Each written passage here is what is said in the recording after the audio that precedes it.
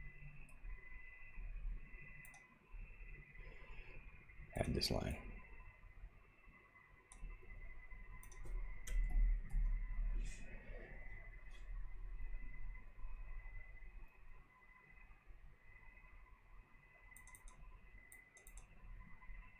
Yeah.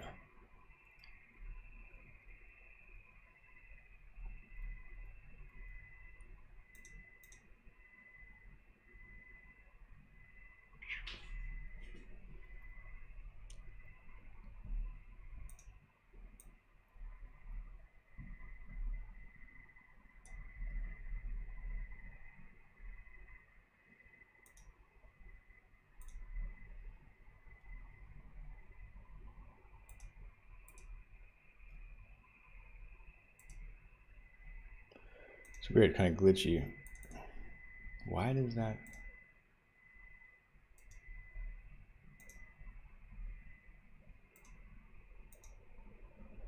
Still appear?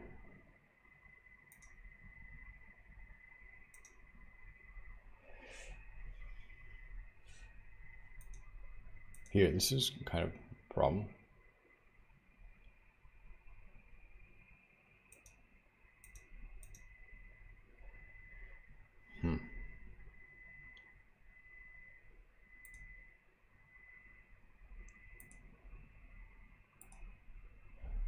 Not sure how to get that off the screen, but if I want to just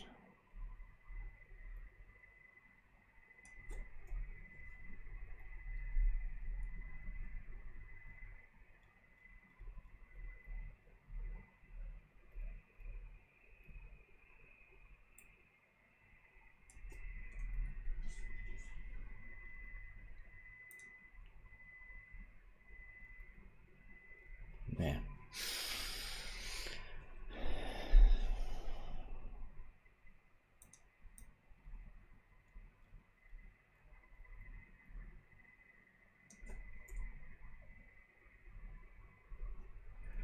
I'll remove it.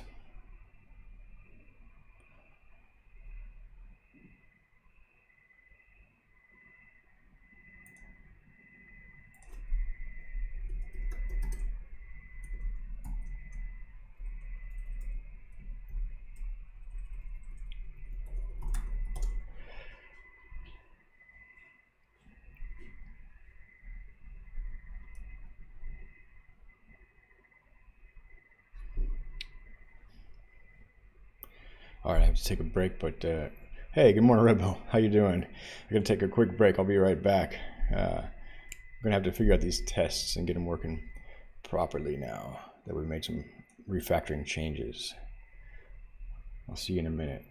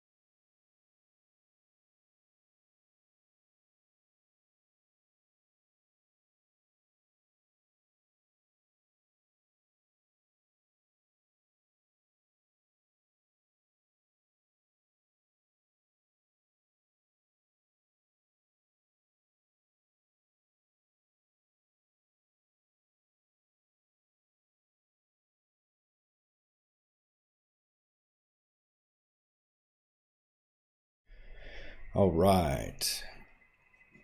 Yeah, get some coffee.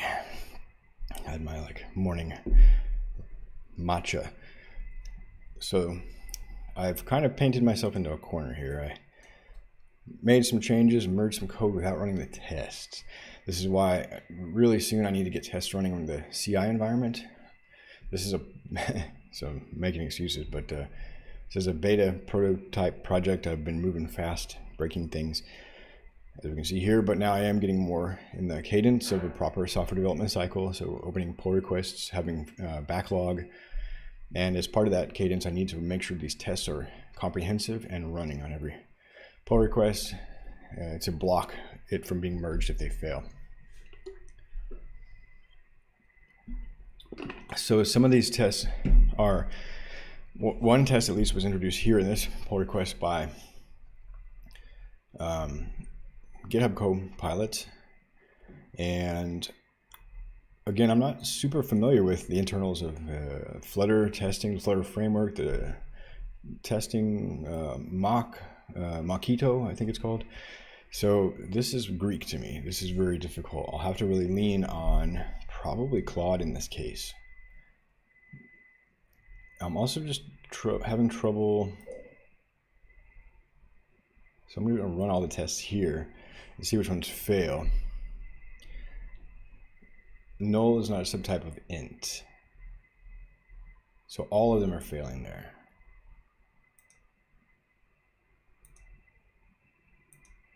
Wrong button. So I don't technically need to remove that.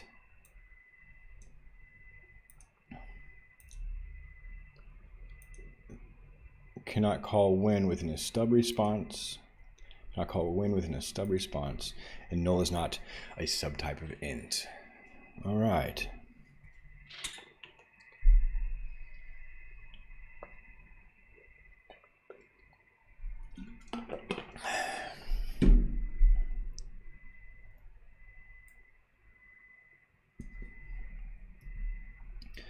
So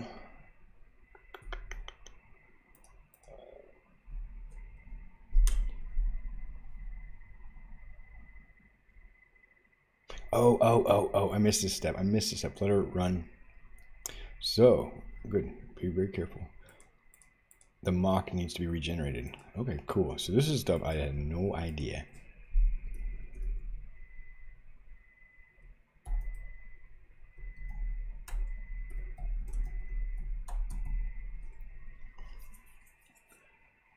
Just gonna regenerate the mock.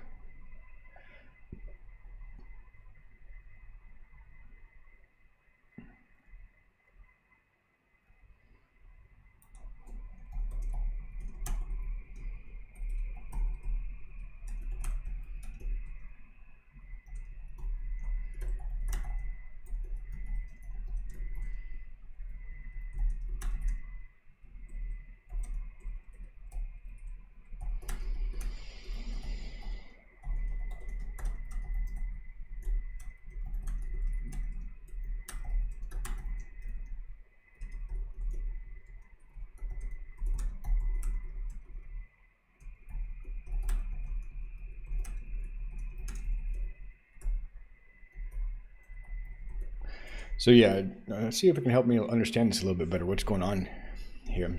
So I'm glad you figured out, actually I need to rerun this test now. Let's see if that'll resolve anything.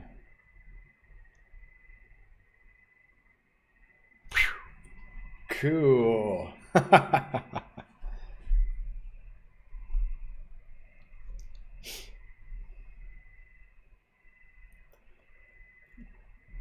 So yeah, let's see.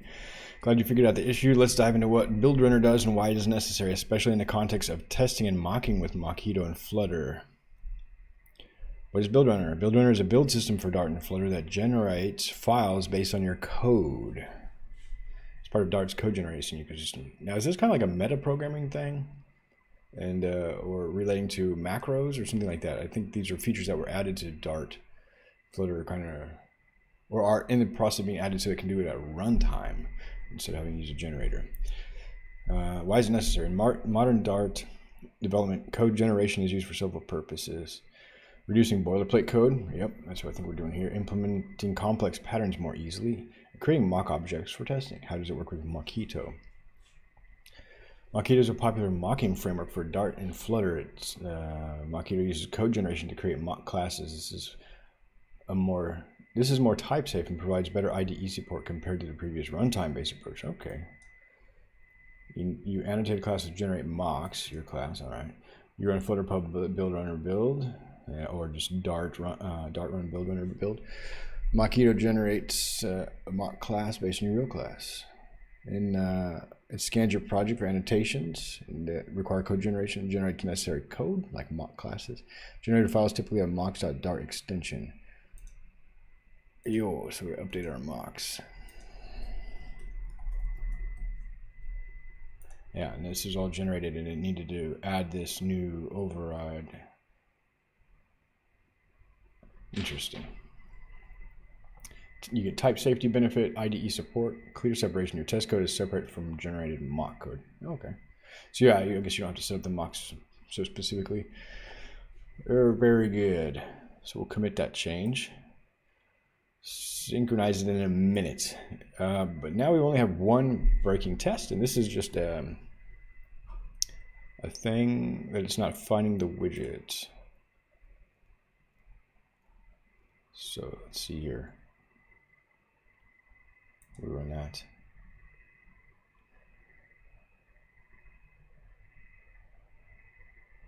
None were found.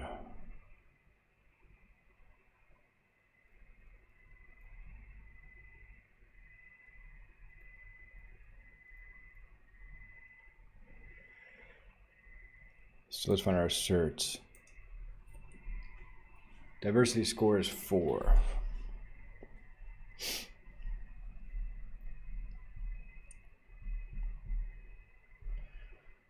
And it could be, if I run the app, let's see if we're running, it's not running right now, that the label is just slightly off.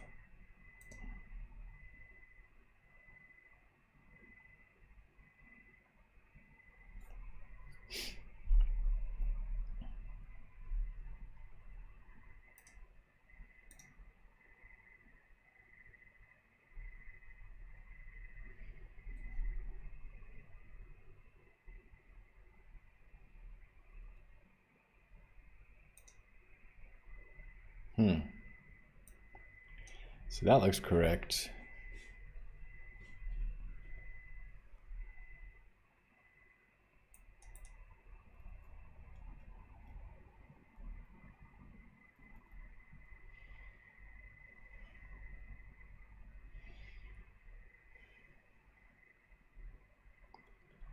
So that's a bit trickier.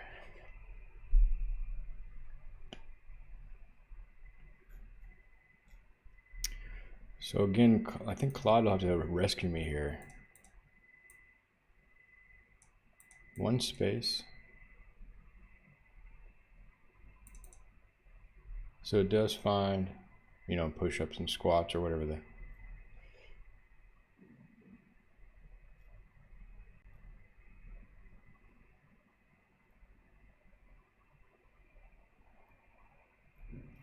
So what this is doing, first it's setting up some testing exercises, push-ups and squats. Then it's just mocking the return value, which this should actually be 2, but all right. Technically, because there's 2. Oh, actually, wait. 1, 2, 3, 4, 5, 6. So it should be 6. But I need to do that. Beside the point. So it returns a test exercise for the current workout. Select the category as strength. And when it gets the diversity score, we're going to get a value of 6. So this should technically be 6, but it's not, going to work.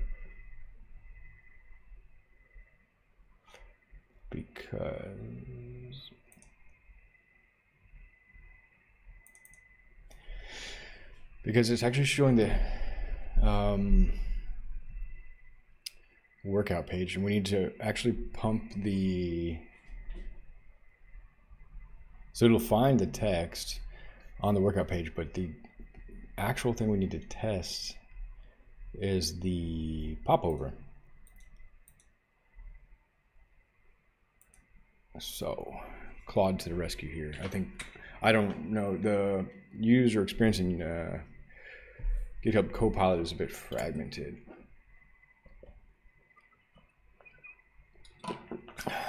Kind of like fitting through hula hoops, trying to climb, go hiking while going through hula hoops. All right, so basically what I'm going to do is tell Claude about this one. How do I get this off the screen?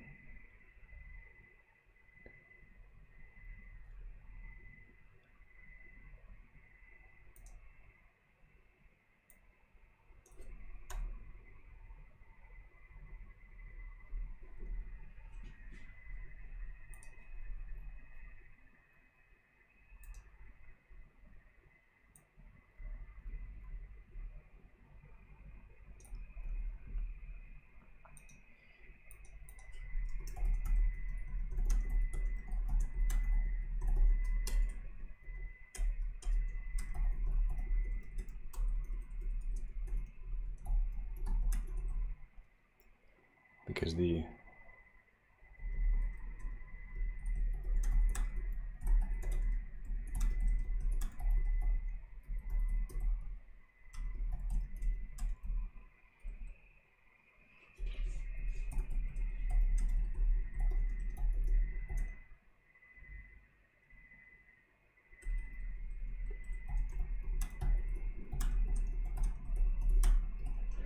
so we'll show the workout page.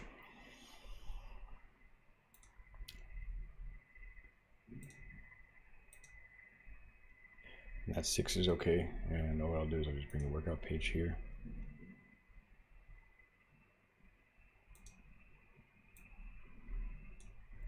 And then we need this workout diversity dialog.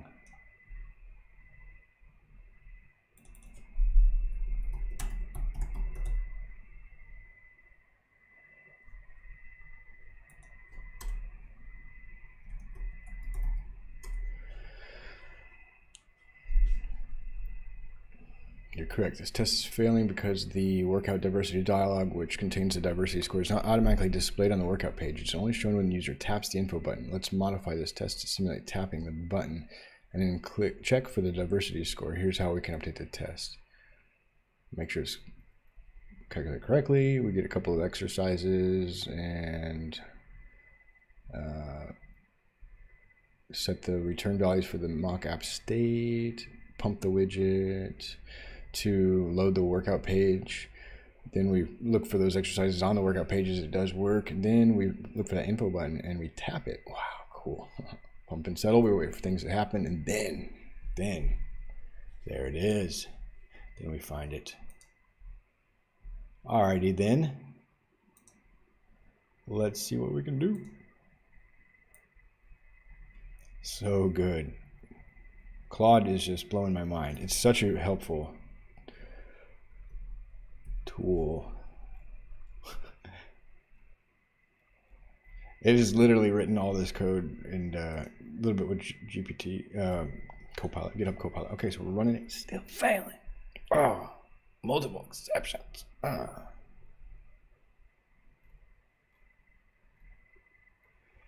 Was what?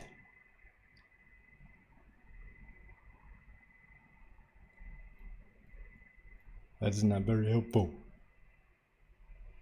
Let's see if it runs up to this point. Oops.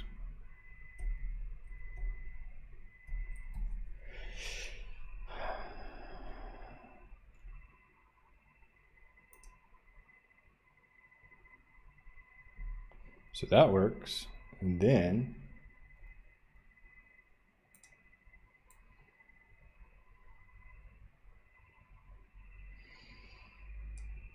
Let's see if this fails.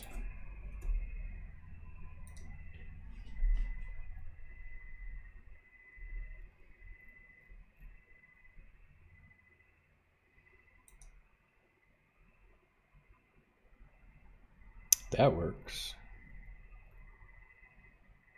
Tester tap maybe.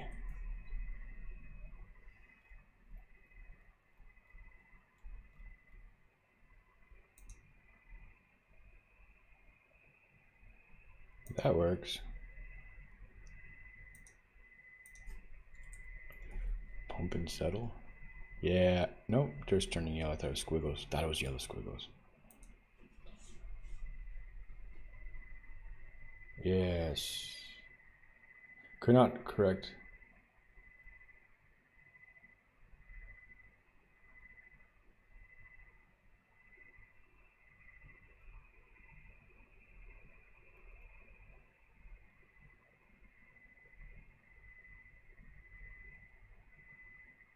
Interesting.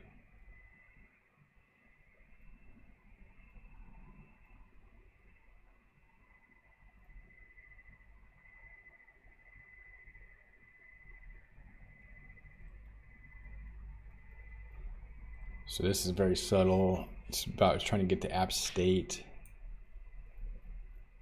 so we can display the diversity score.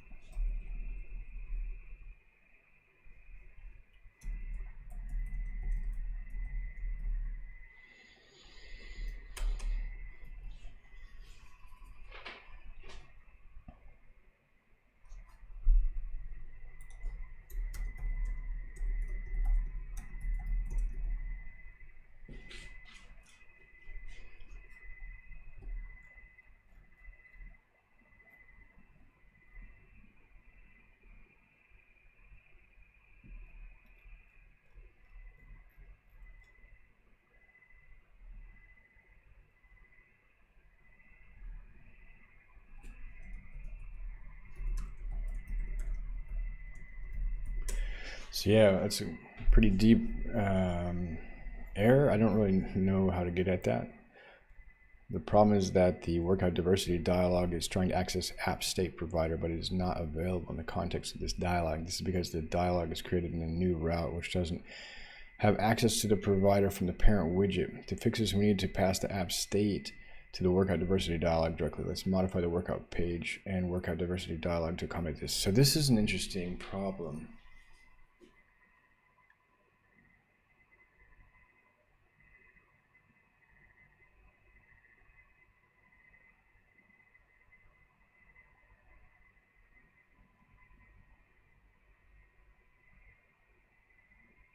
App state's not like a global, it's not like a mono, what the heck is that called?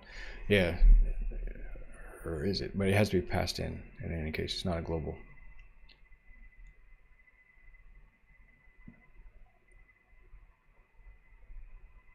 Strange, but I get it. But no, wait.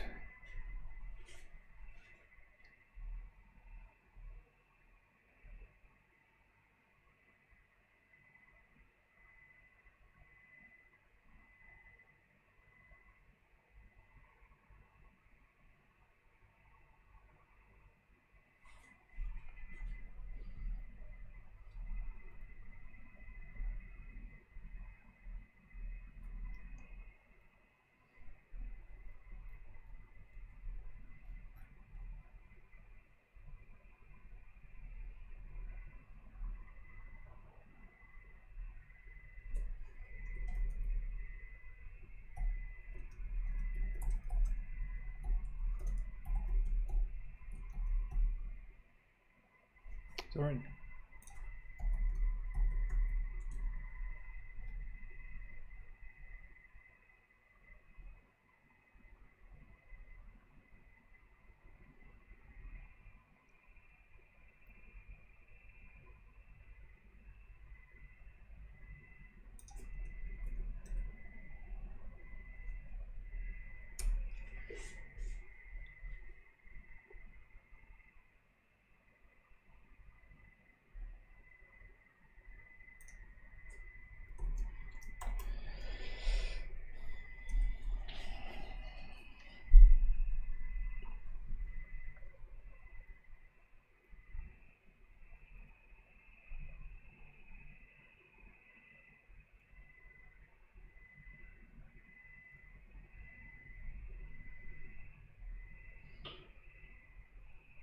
Yeah, I don't want to prop drill this all the way down.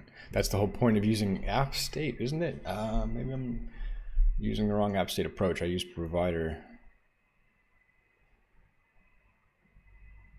And it makes it more difficult. Yeah, strange. So there, you know, in I'll also call it dependency injection, but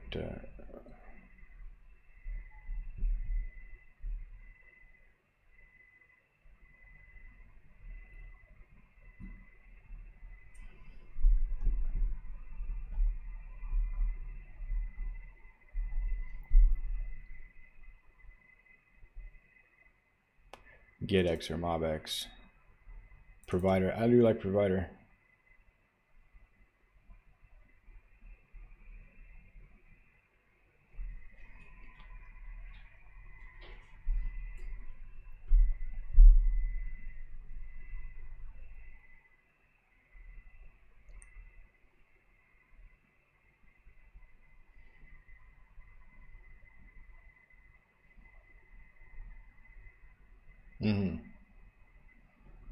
Which was slightly different. So you're getting the app state from the context rather than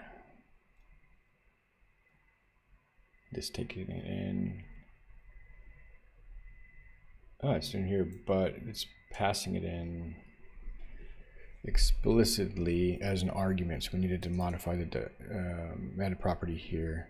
Whereas this one, it's just going to use that.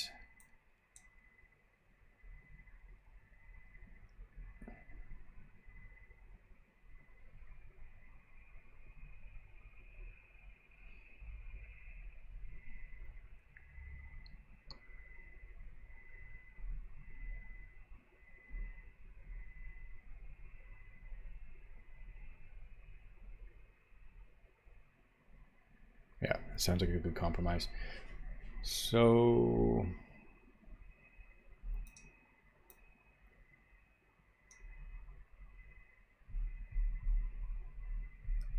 interesting.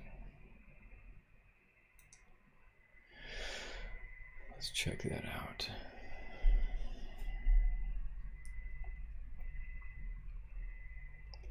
So we need to go to lib main.dart.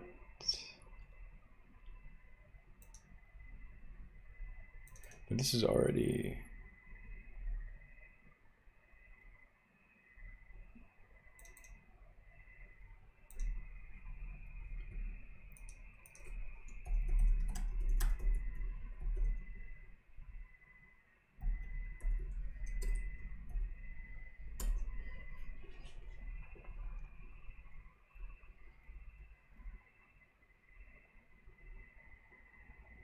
kind of passing that in.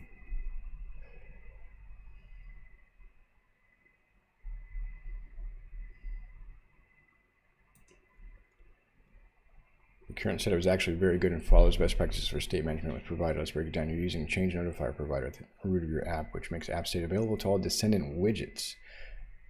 Direct descendants or just descendant? You're using consumer app state in my app widget to listen to changes. The app state is created at the app's root, ensuring a single instance is used throughout the app's lifecycle. Given this setup, app state should indeed be globally available to all the widgets in your app. The error encountered earlier suggests that the issue might be in how you're accessing the app state in your workout diversity dialog in your test setup. To resolve the issue and maintain your current structure, you can make the following adjustments. In workout page, keep using provider of app state context as you were doing before. In the diversity dialog, you can access the app state like this.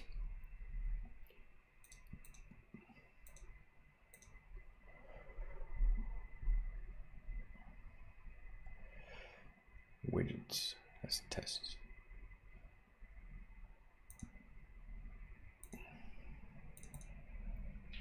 Final app state equals provider of app state. Listen false. So change that.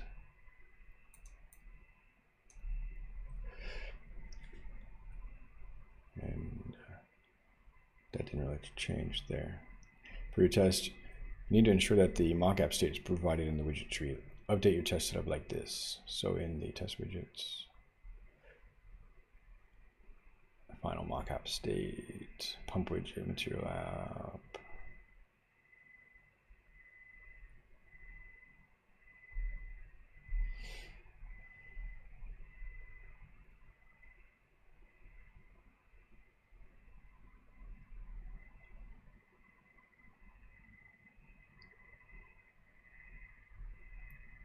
The changes should be resolved. The provider not have found exception.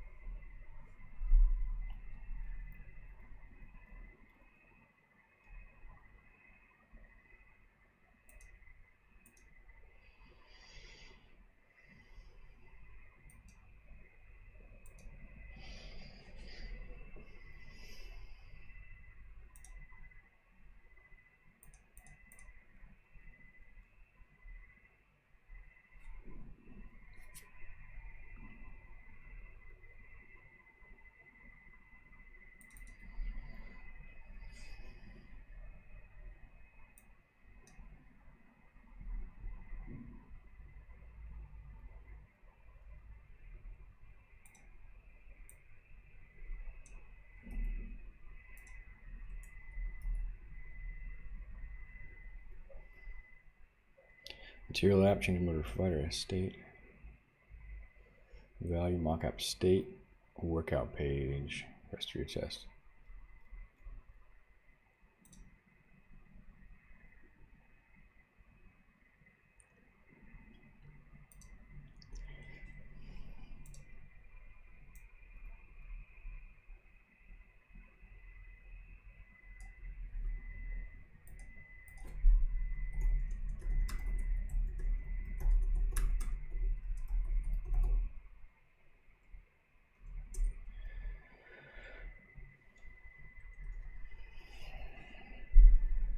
Pretty good. Hey, how are you, Rebel? How's your morning going?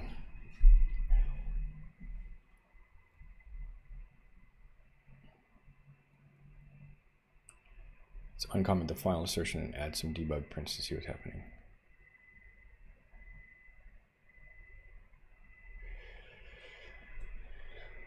Yeah.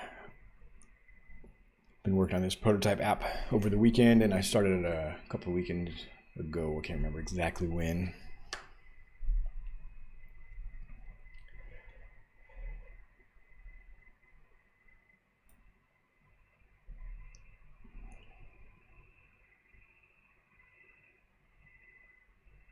It's going to throw on this error, on this line though, but let's just make sure I've got these correct.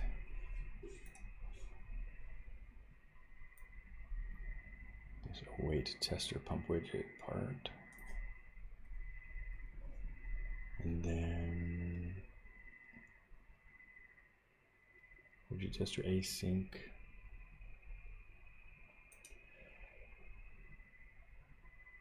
Aha. Ah, dang it. Your virtualization host. What are you building that in? Nerding out in different ways. That's right. Are you using any generative AI to help you with that task?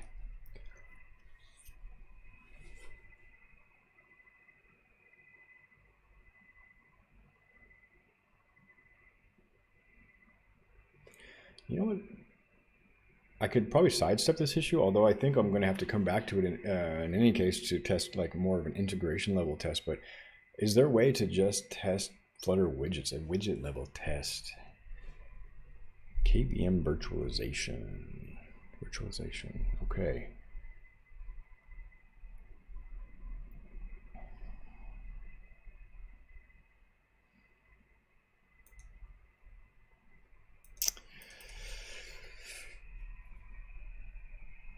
Because it's all this test is really doing is testing that it's misleading. It's not actually testing the calculation. That would be a state management test. It's doing the calculation here, so it's just mocking it, and that's not a very good test to begin with.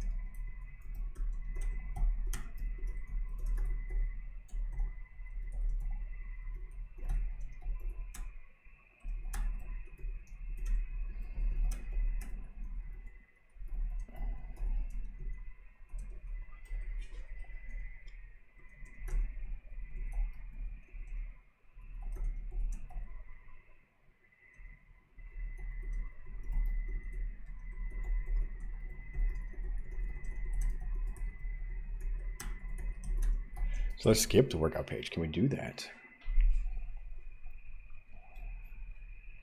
Absolutely, you're right that the current test is more focused on UI rendering rather than actual calculation. So we should add a test for the calculation though. Make sure our state is all behaving correctly. Proxmox, actually, yeah, I think I was using like Proxmox VE or something like that. There's some 2-letter acronym, not Community Edition, I can't remember. Yeah, I was checking that out like about 15 years ago now, but I can't remember exactly what I was doing. I was setting up this cluster, so to speak, not a cluster, actually just a shared virtual machine for a bunch of organizations. So it was actually just one machine with like a bunch of virtual machines to run web services like websites, but in sort of semi-isolated way, I guess you would say. And I checked out Proxmox. It was really nice user experience. I didn't end up using it for that particular purpose.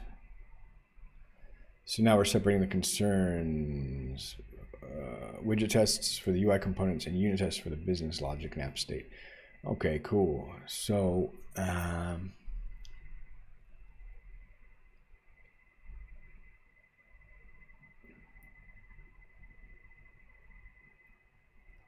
interesting.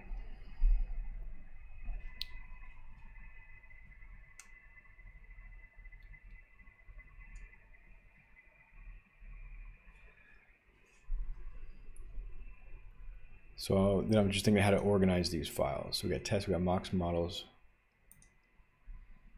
and state.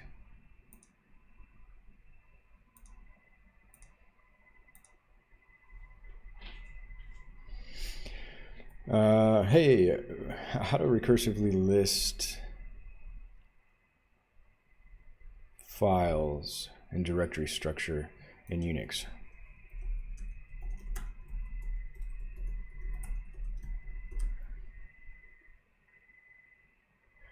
FreeBSD and OpenSense.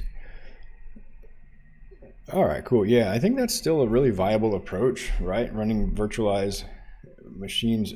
I was essentially setting up like a quasi web host for small nonprofit organizations so that we could share resources and run their websites on like one single instance of like, I can't remember who I was using back then. It was like Contabo. I had just gotten a VM from Contabo. Something like that. VPS. Pricing because they were like cheap. I still have used Contabo recently, but you can get like pretty big disks and a bit of RAM for about $5 a month. And so I just grabbed one of these, you know, and I was just running it for a bunch of trying to run it for a bunch of organizations. I still might kind of go back in that direction. Yeah, the whole cloud thing, I believe, is. I was even thinking about it this morning. It's just, I think it's a slow con, big, in a lot of ways. You know, it's a false equivalence. Like a lot of times, like, well, first the idea that you need to just go cloud native from the get-go is, I think, pretty demonstrably misguided, let's say. But then, like, some of the rationale for using cloud services is that you'll have less salaries from a DB admin or site admin or DevOps or something like this. Like a lot of it can be scaled, but the costs that companies end up paying, I think, is actually equivalent to the salaries of multiple full-time employees and engineers in the engineering realm. And you don't realize that up front, you don't pay that up front, but later it starts to add up very quickly.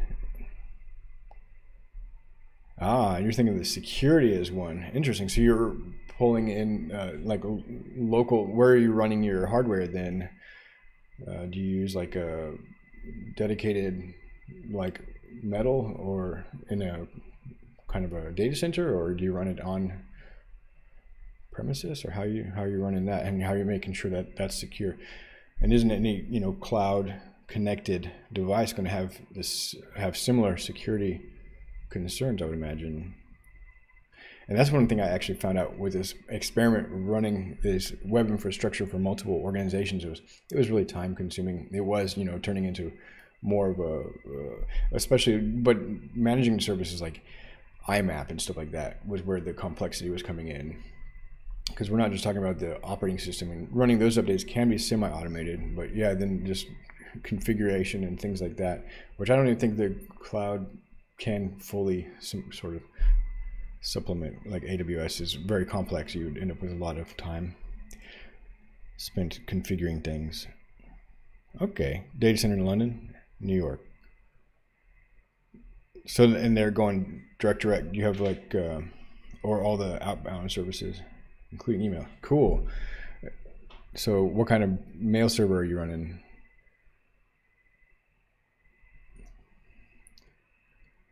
So basically,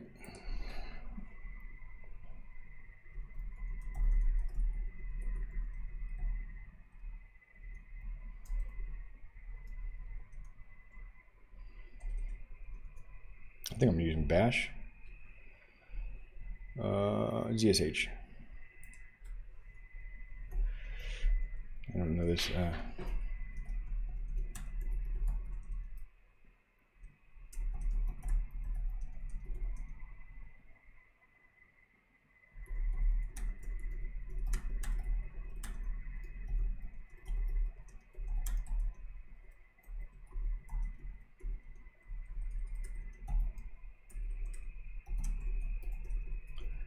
Okay, cool. So it's work in progress. Makes sense.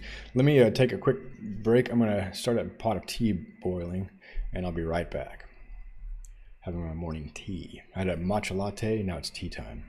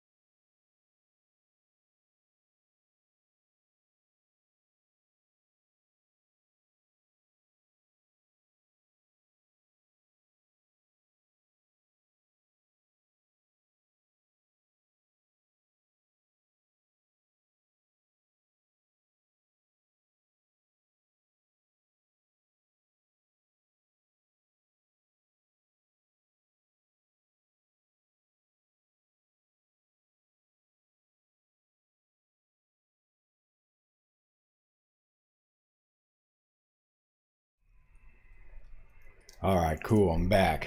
And I got me a Werther's Original. Yummy. Just got these at the shop yesterday. Bringing back memories. My great grandpa used to give me a Werther's Original.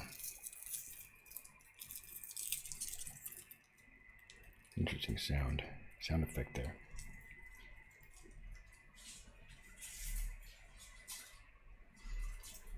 All right, let's see if I can avoid chewing it.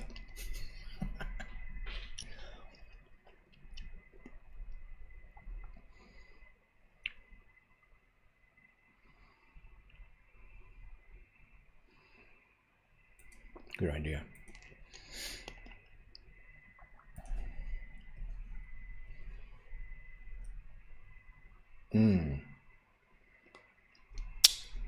Interesting.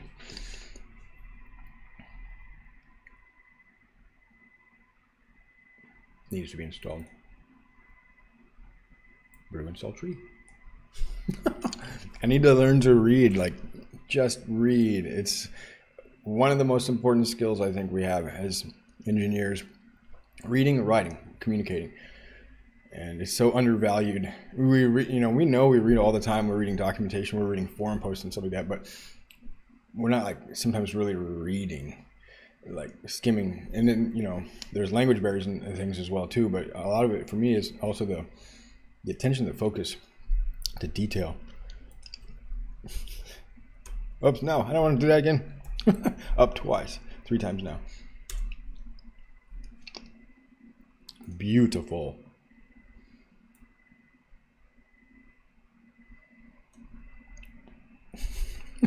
Yeah, right?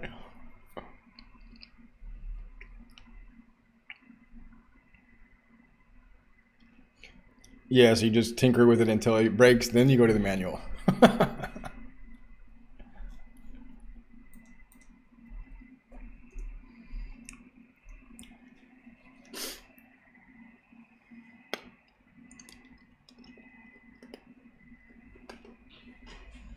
Oh no, I'm chewing it. It's too hard. It's too hard.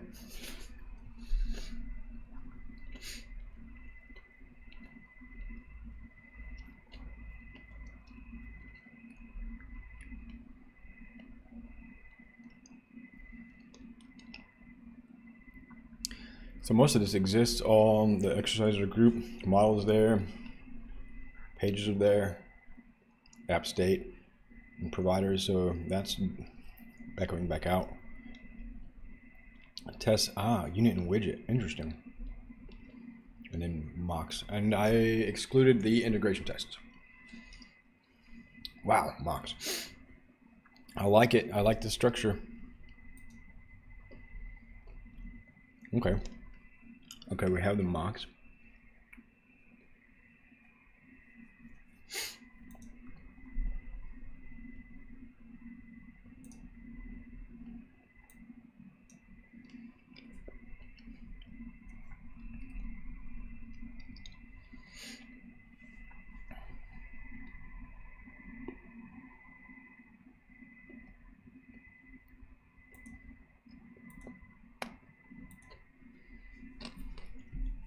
Interesting, pages goes under widget now.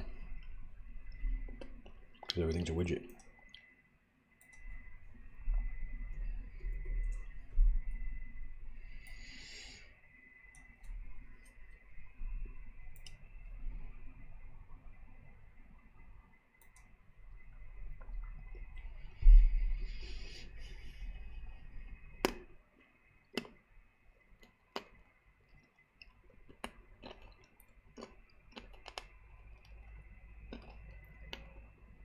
Widgets. Weird. Okay.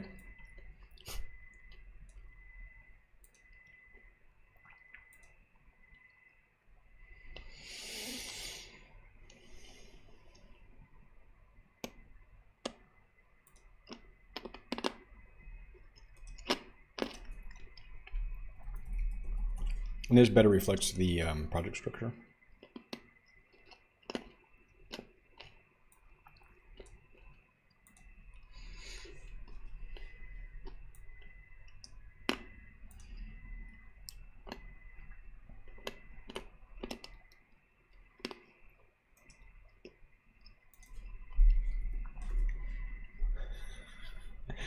You're gonna get some ASMR over there. Some. Where's original ASMR? I'll just mute.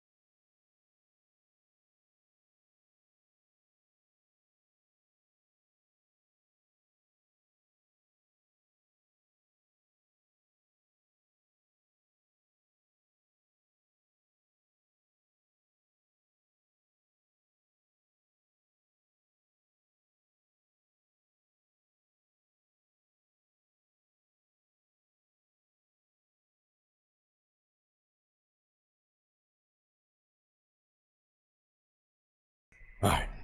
No more where there's. Okay.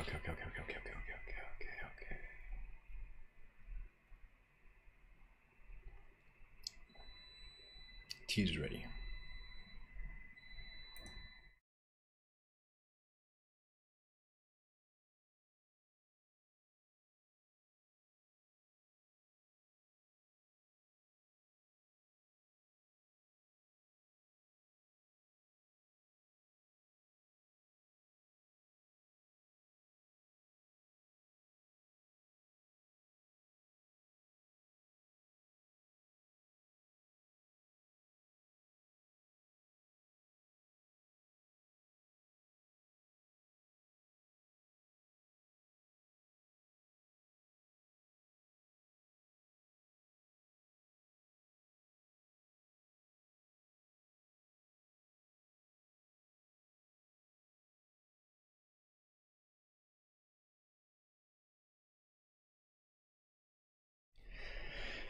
Cool beans. I was thinking I could start a YouTube channel of just chewing ASMR. It probably already exists. Okay, chew Werther's Originals and chew almonds. All right, cool. So now that we've got our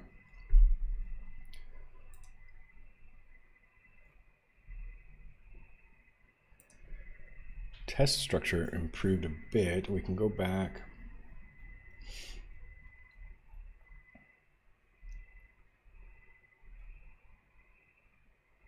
to this one.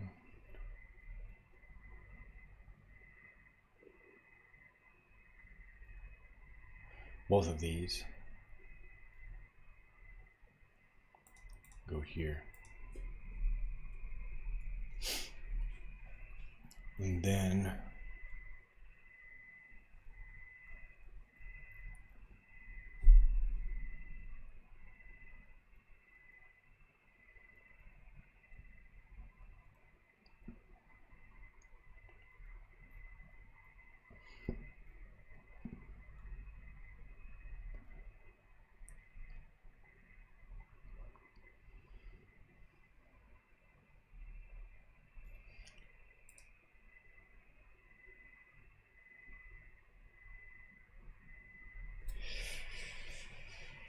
there isn't a setter for that.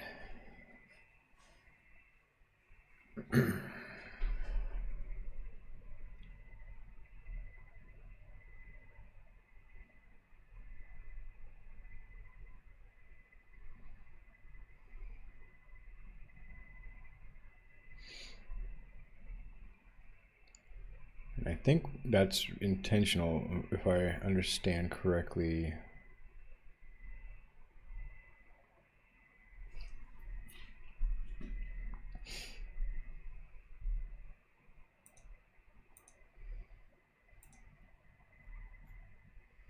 We have internal, let's see.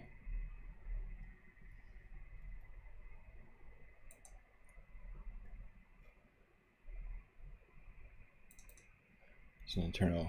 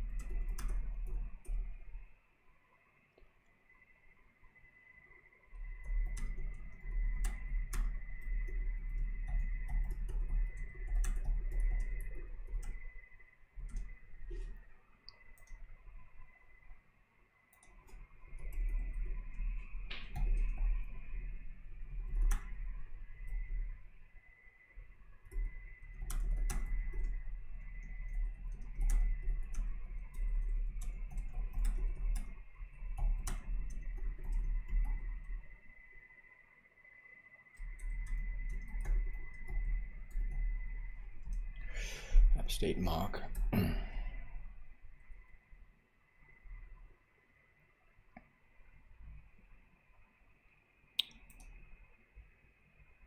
Test mocks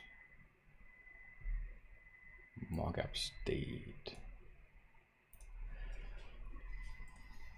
I think the mocking is the better approach. Although, if we're testing the app state, how are you going to mock it? It's tricky, and then we're not able to test it.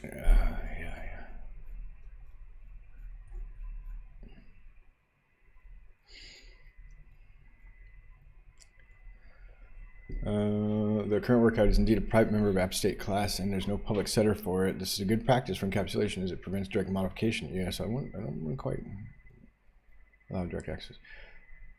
Override the getter for current workout. Add a method to app state that allows setting the current workout for testing purposes. Two main options.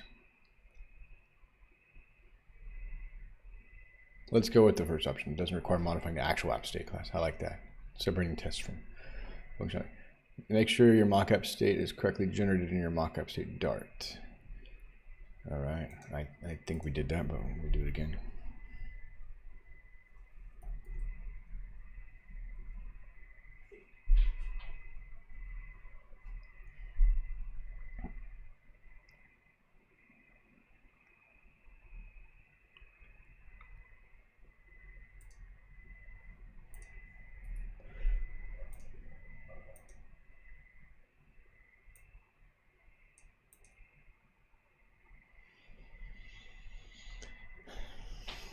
Man, this is turning more complex than I thought.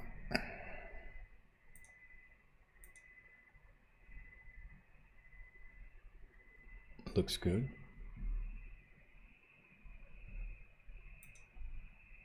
Actually, then we don't need that whole thing there.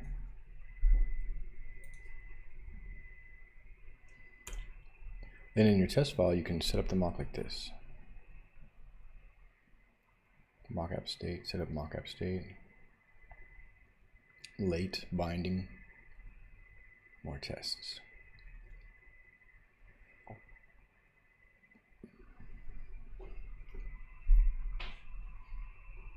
Approach allows you to test the workout diversity score calculation without needing to modify the app state class.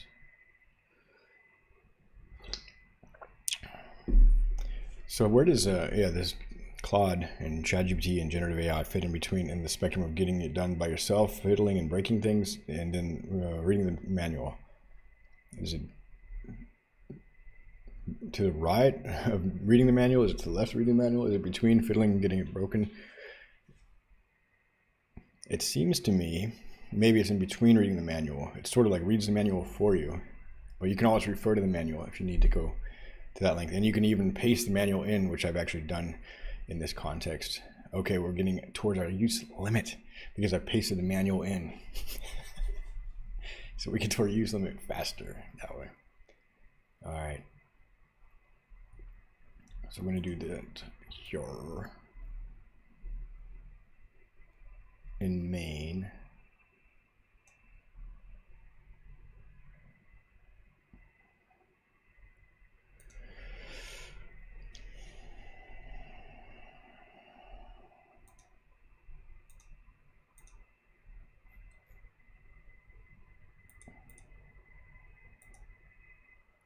Late mockup state, set up app state, doing that. Test exercises. Final test exercises, so it's just a little bit different there. Come on. So let's actually just grab this test.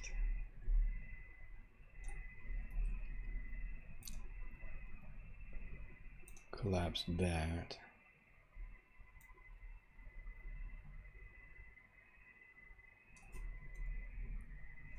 Oops.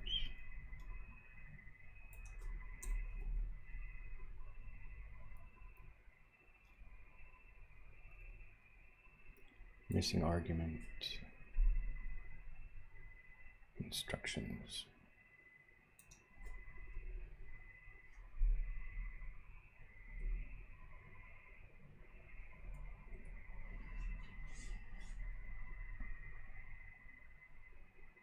description.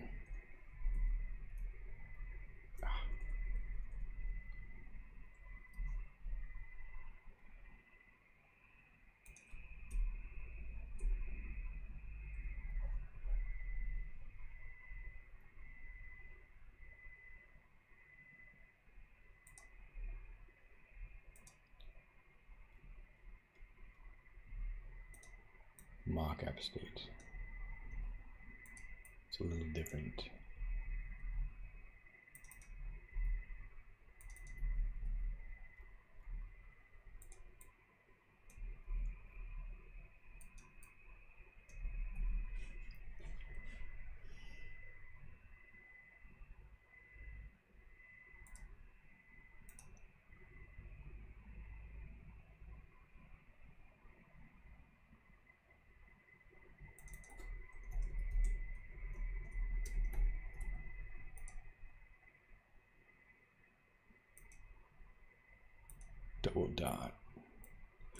Double dot slash double dot.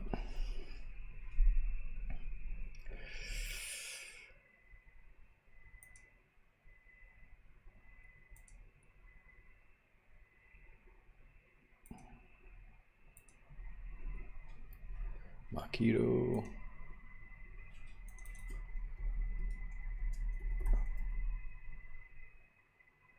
We'll add this one back in a moment.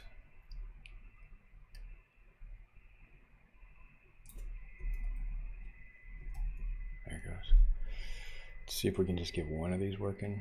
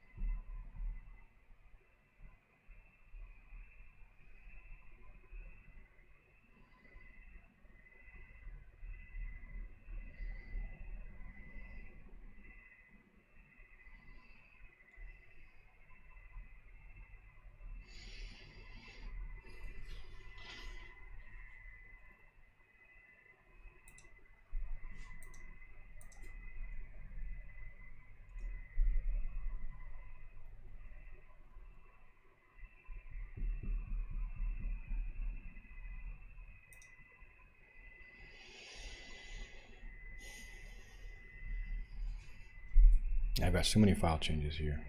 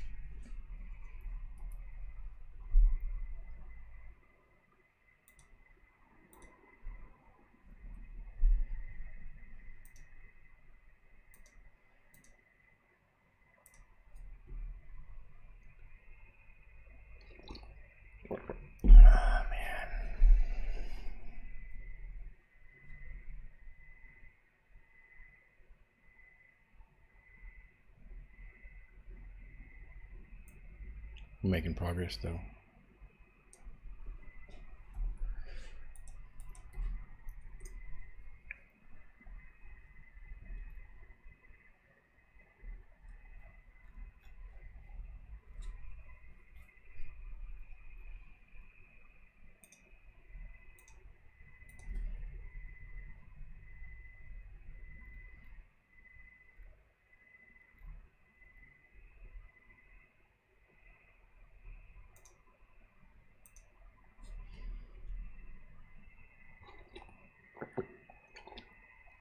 Now we've got an actual error, so let me just check real quick. So we got 1 chest, triceps, 1, 2, 3, 4, 5, 6, 7.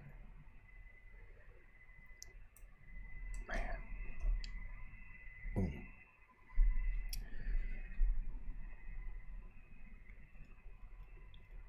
It's a bit hard for large language models to do kind of logic and counting and stuff. So,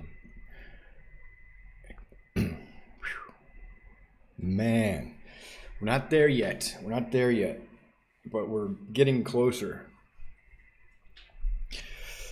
All right, let's take a look at this one, because this is gonna go. It's gonna be erroring.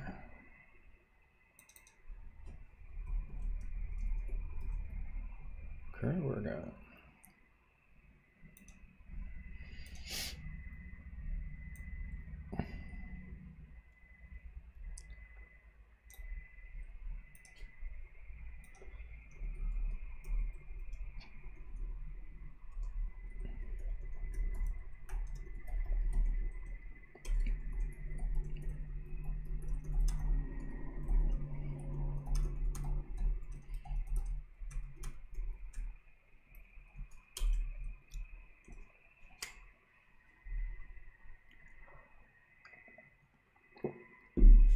Some of this I can do, making sure all those are completed. Let's just see what it says.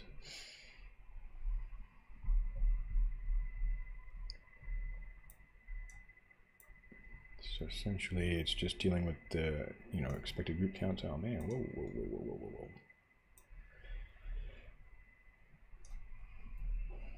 So we'll start here, go down to here. This is putting our app in much better ground, so I don't mind. Blue squiggles are okay.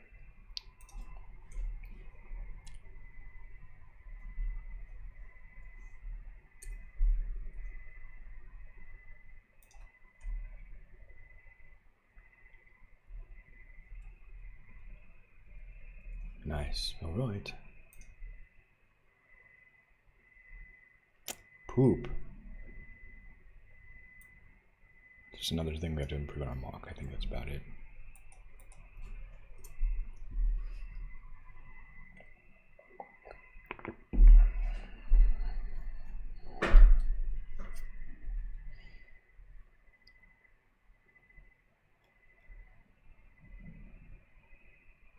This is the boilerplate code I was mentioning. That would have been auto-generated using the decorator, but okay.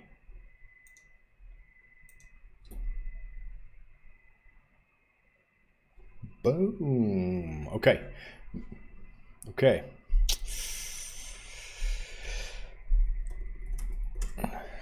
Some other breaking tests.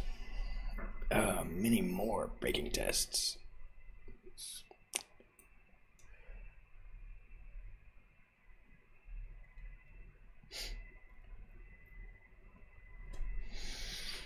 Oh man, I'm worried we're not going to see daylight on this one.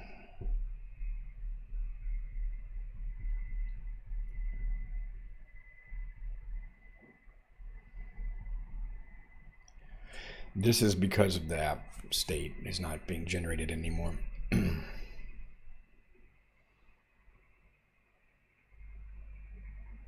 Trade-offs.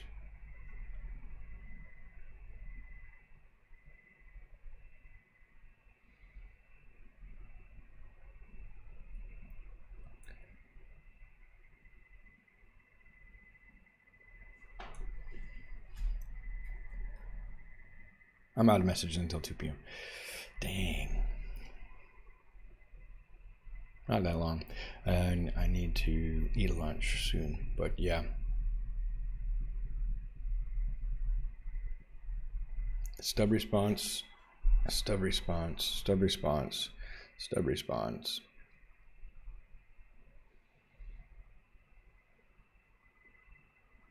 That's probably easy to fix.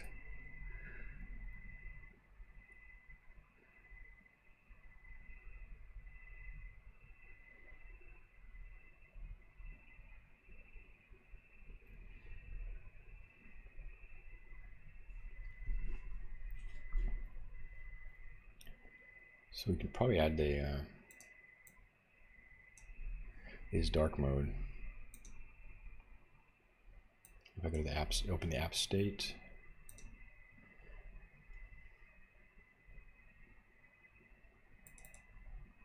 The mock app state.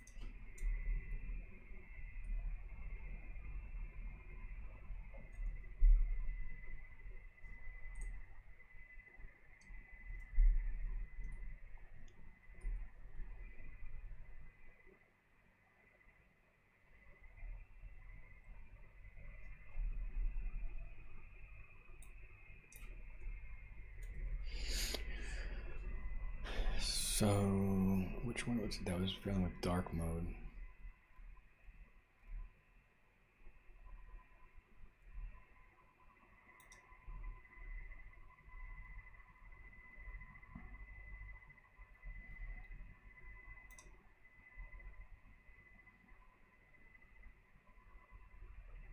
That one passed.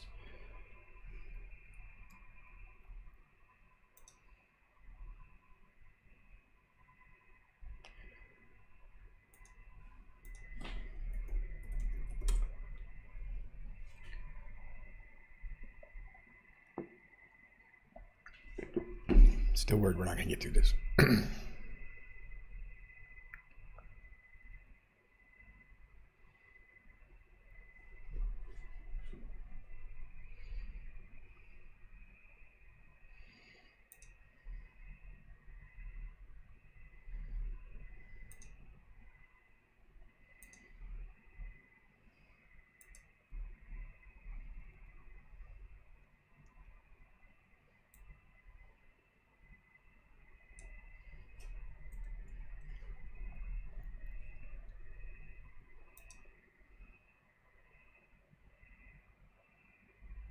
Interesting.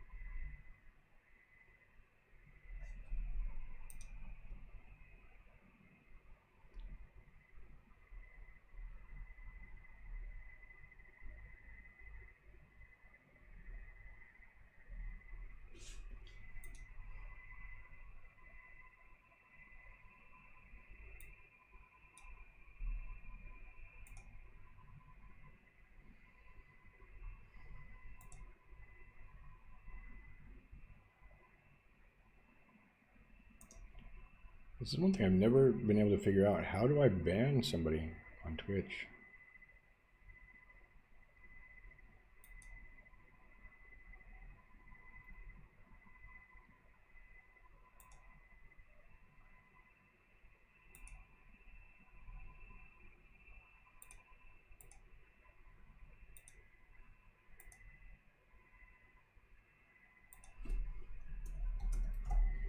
Why do they make it so inconvenient to...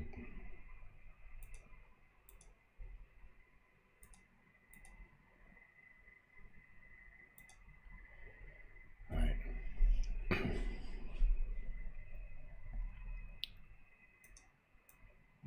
So the end test is failing. Let's just focus in on these model tests, etc., etc.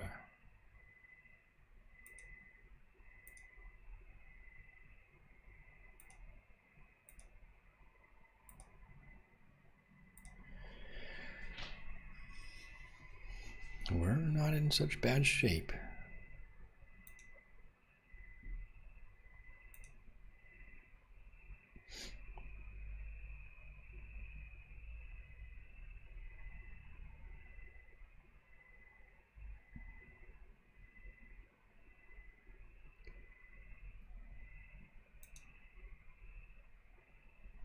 Okay, so that's what I'm going to just fix.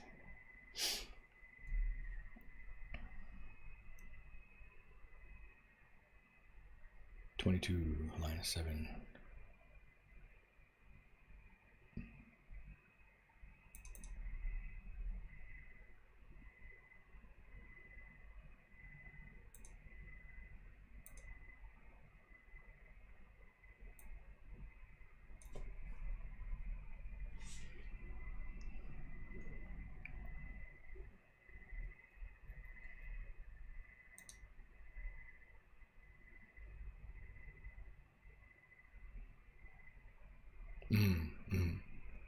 Needs to be a list. Okay. Yeah, that makes sense.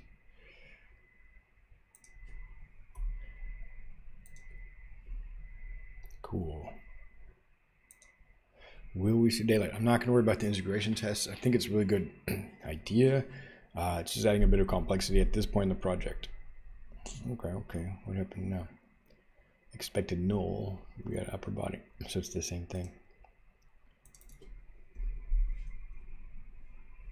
Focus area. Oops. Upper body. Oh, come on. Quoi?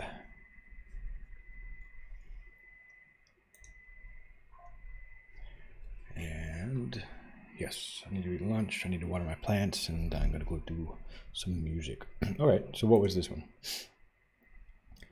Oh, this one's a bit tricky. 2 errors were encountered. Okay. The diversity score.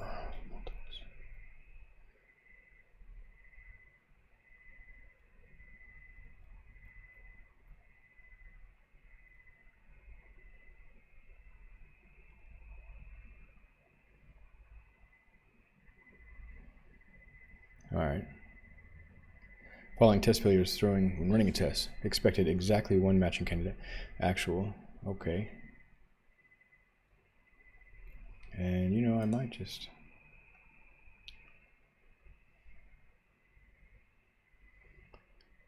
throw this one away.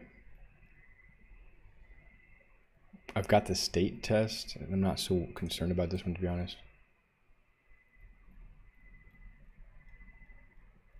That'll allow us to just move forward. And I'll work on some UI widget tests more properly in its own effort. One of the meta goals here is going to be add test coverage reporting and then report and find the places we're not testing and then just comprehensively add those.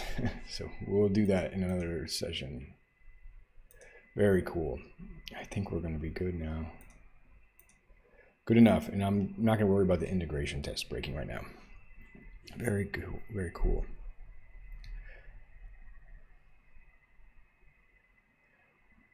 Let's see. Oh, there's nothing. There's no test in here. So it's again one where we will work on widgets and full coverage in another session. We'll leave that one In fact, I don't probably need the file. We were just doing that so we would have a parallel folder structure in our tests for the dialog widget. All right, let's go ahead and do it.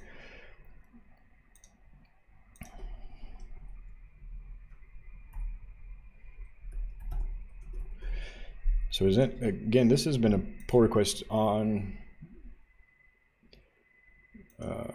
commits on a pull request that's been generated by GitHub Copilot. So I think we're kind of in good shape. We've basically improved the diversity score so it only takes into account the number of targets, such as joint and muscle targets, not the number of exercises targeting those targets, which was inflating the count. So let's take a quick look at that in the user interface so you can see the progress. And then we had some pretty messy situation with our tests and test coverage.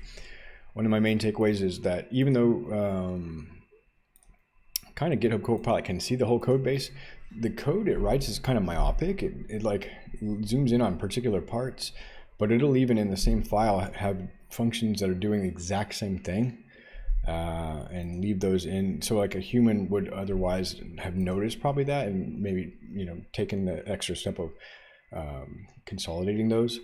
Another takeaway from the Copilot experience is the tests were also myopic, and they didn't really work. They failed. So it's not, you know, evaluating the code. I really have to do that. Make sure I evaluate the code locally, run the tests locally. But here we can see I've got this fairly large. Let me just clear out some of these so we can get down to it a little closer. We got a generated workout for balance activities: ankle, knee, hip, legs, core, ankle, knee, hip, legs, core. Actually, the balance, I need to work on the data set for the balance activities because everything is ankle, knee, hips. Something happened there. Strength is a good one. So the key is these exercises target particular parts of the body, and we want to make sure that you have a diverse workout. So your muscles, you're getting multiple muscle groups engaged and in multiple joints engaged. So this one is pretty good. Hips and knee got duplicated. Lower body and core focus. Core, quadriceps, shoulders, quadriceps, hamstrings, and glutes. So what it should do is count the unique number of targets for that exercise. So and calculate a score. So there was 10 unique kind of areas that were targeted, particular joints, muscles, and in the focus area counts. And rather than summing the amount of the number of exercises for each group, it's just counting each of those. 6, 7, 8, 9, 10. So it looks good, and we got unit tests to verify the functionality. Really good. So I'll go ahead and merge this pull request. If you want to check out this code, it's on GitHub, open source, and it's also running here online. You can run it for yourself, and this is also linked in the GitHub repository here, right on the side. So yeah, check out the code and let me know your thoughts. There's a couple of issues that are marked as good first issue, and I think we're going to be pretty close to complete. We've refactored this diversity score calculation number 8 in this pull request. So this epic is close to complete. Closes number 8.